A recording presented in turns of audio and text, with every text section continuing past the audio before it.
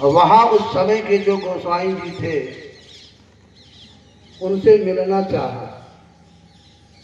जाकर किसी से संदेश भिजवाया कि जाकर के गोसाई जी से कह दीजिए कि मीराबाई आपका दर्शन करना चाहती है। गोसाई जी के पास जब ये दूत जाकर के आग्रह किया कि मीराबाई दर्शन करना चाहती है, तो उन्होंने कहा जाकर के मीरा से कह दो मैं स्त्रियों का मुंह नहीं देखता हूं। जाकर मीराबाई से कह दो मैं स्त्रियों का मुंह नहीं देखता हूं। उसने आकर के कह दिया। मीराबाई ने कहा अब एक संदेश हमारा फिर से कह दीजिए, फिर मैं दोबारा मिलने का प्रयास नहीं करूंगी। तो मैंने तो सुना है कि वृंदावन में एक पुरुष रहता है जिसका नाम कृष्ण है। ये दूसरे कहां से चले आए जो स्त्रियों से मिलना नहीं चाहते हैं? अभी इनको पता ही नहीं है कि स्त्री क्या है पुरुष क्या है। किसको स्त्री कह रहे हैं? शरीर को कह रहे हैं। इसका मतलब अभी आपका को आत्मानुभूति नहीं हुई है, केवल शरीरानुभूति हुई है।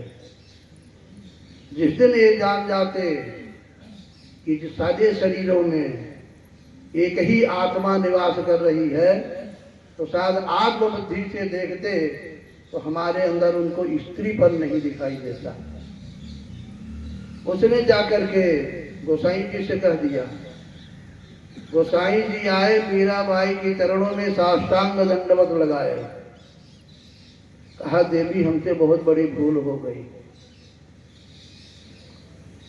आज तक हमको गुरु महाराज ने भी जो उपदेश दिया उससे जो बोध नहीं हो पाया, आज वह बोध तुम्हारे वाणी वचनों के द्वारा हो गया।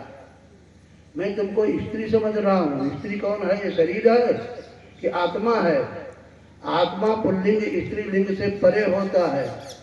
इसी भेद बुद्धि को हम हटा दें स्त्री पुरुष का, उसका नाम ज्ञान होता है। हम कहने के लिए ज्ञानी, लेकिन वास्तव में ज्ञान मीराबाई तुम्हें है।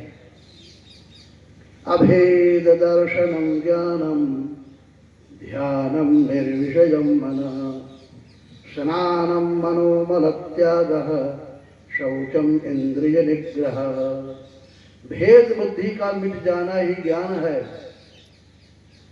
ध्यानम निर्विषयम मनः, हमारा मन निर्विषय हो जाए, विषय से रहित हो जाए, इसका नाम ज्ञान है।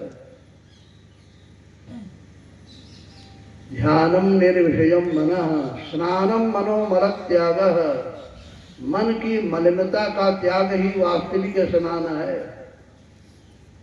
और शुचि पवित्रता क्या है? कहा इंद्रिय निग्रह है। इंद्रियों के निग्रह का नाम पवित्रता है।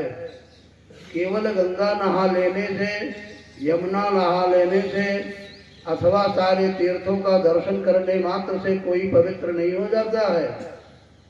पवित्र किसको होना है? शरीर को पवित्र होना है कि इंद्रियों को पवित्र होना है? और इंद्रियां हमारी वैसे के वैसी बनी हुई हैं, तो काहे बात के लिए हम पवित्र हुए? आंखों में अपवित्रता है, दृष्टि हमारी सही नहीं है। कानों में अपवित्रता है, हम अच्छी बात सुनना नहीं चाहते हैं, नाच तमाशा सुनना चाहते हैं, देखना चाहते हैं।